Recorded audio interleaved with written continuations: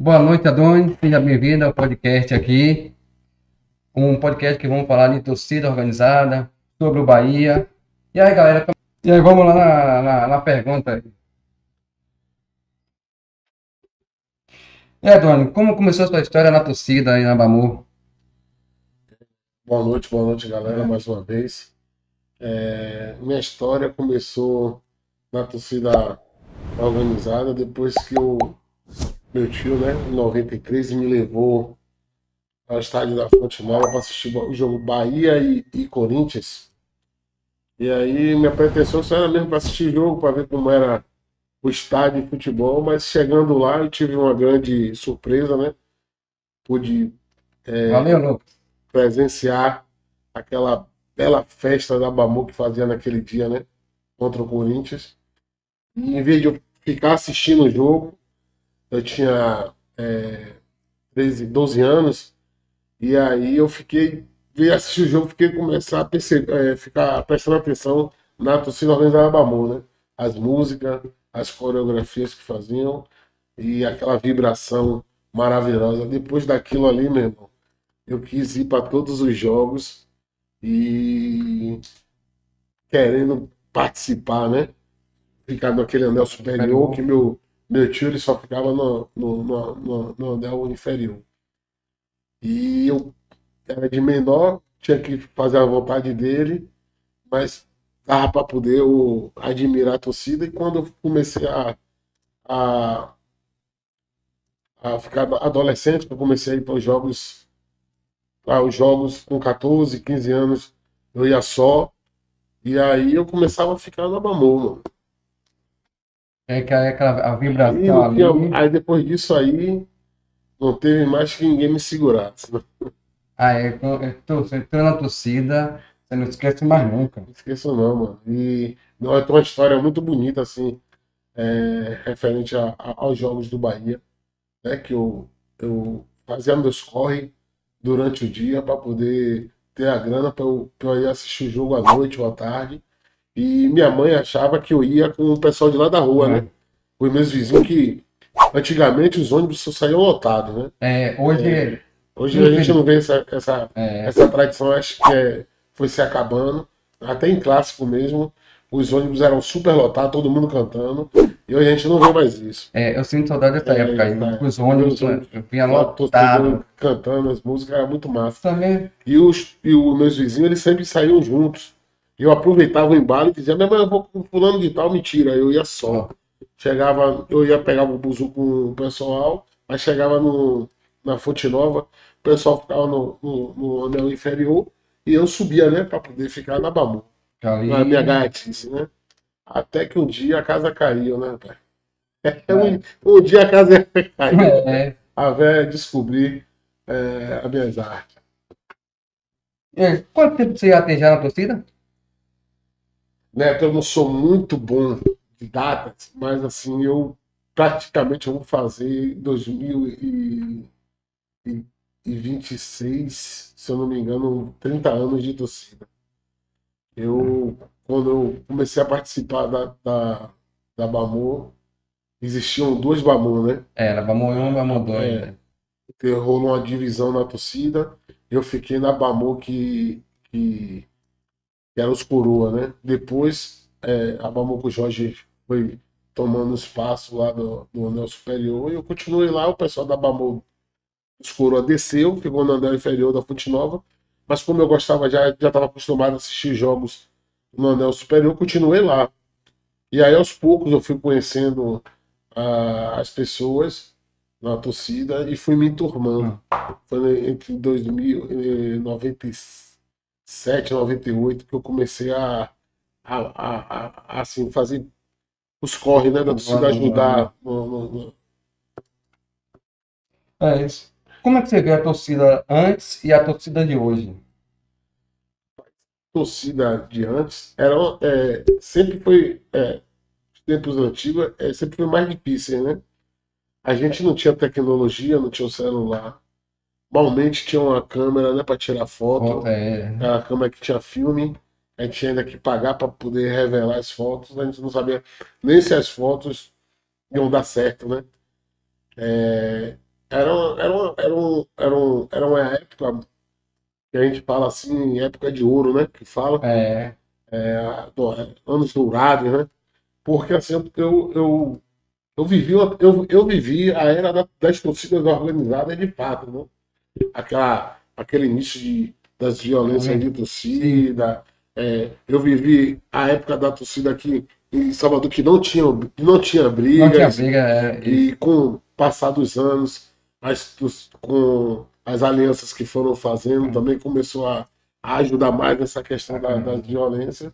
Mas a diferença, ao meu ver, de torcida de antigamente para de hoje, é mais que a torcida atual hoje, ela usa mais a tecnologia a favor dela, até em divulgações, no trabalho na arquibancada.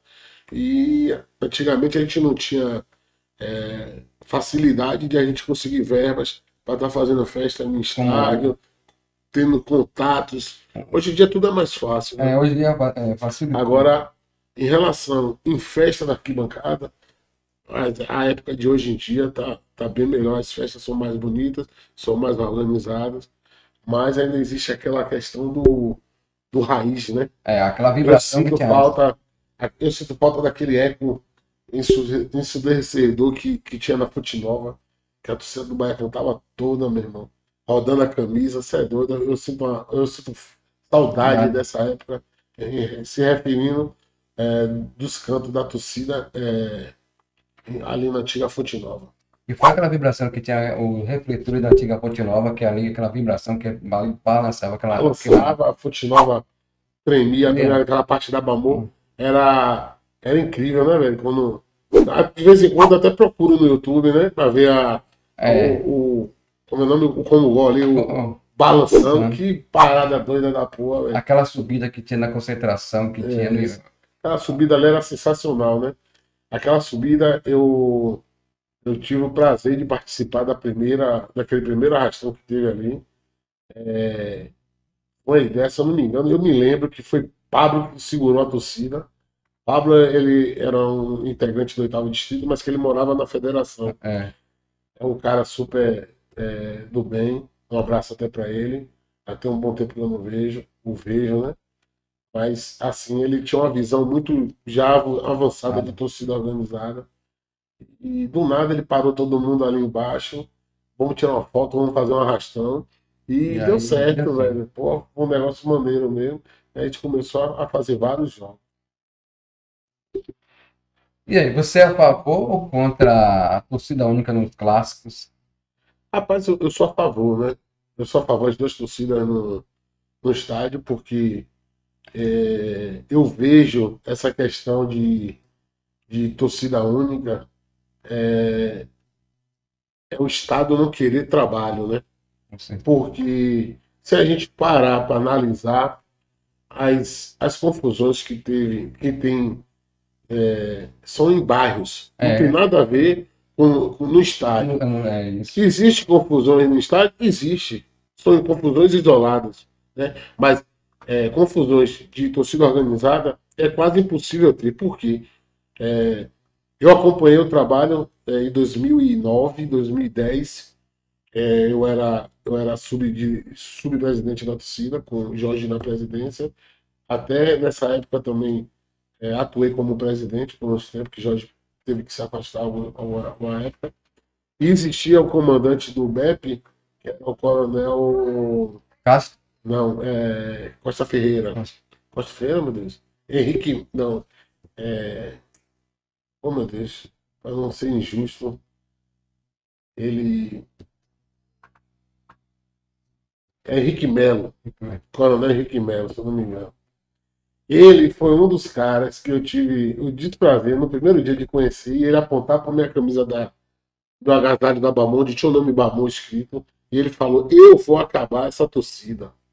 Aí eu cheguei para ele e falei: Essa torcida aqui jamais você vai acabar. Você pode proibir a gente entrar no estádio, mas a torcida continua, firme e forte. Só que ele, com o tempo, que ele é um cara muito inteligente, sabia trabalhar. Ele foi um cara, velho, assim, extraordinário, né? Marcou vários. Era muitas reuniões que ele fazia com as torcidas organizadas. e conversava muito, né, com as torcidas.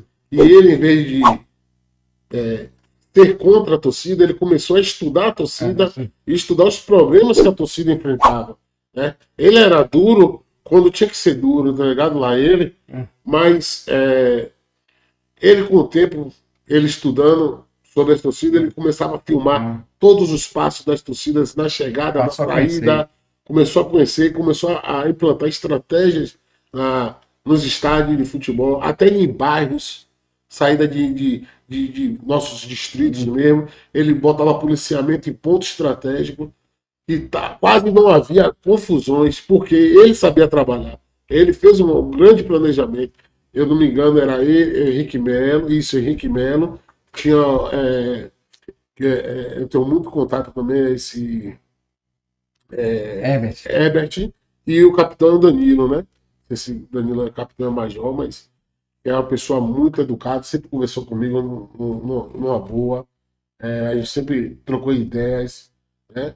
E eu acho que a polícia militar e as torcidas organizadas tem que ser tratada assim, com conversas, né? Com certeza. Porque com conversas tudo chega a um acordo e tudo se resolve. E naquela época, o policiamento, eles botavam exageravelmente, chegava a ter 1.000 homens em um clássico de futebol, né?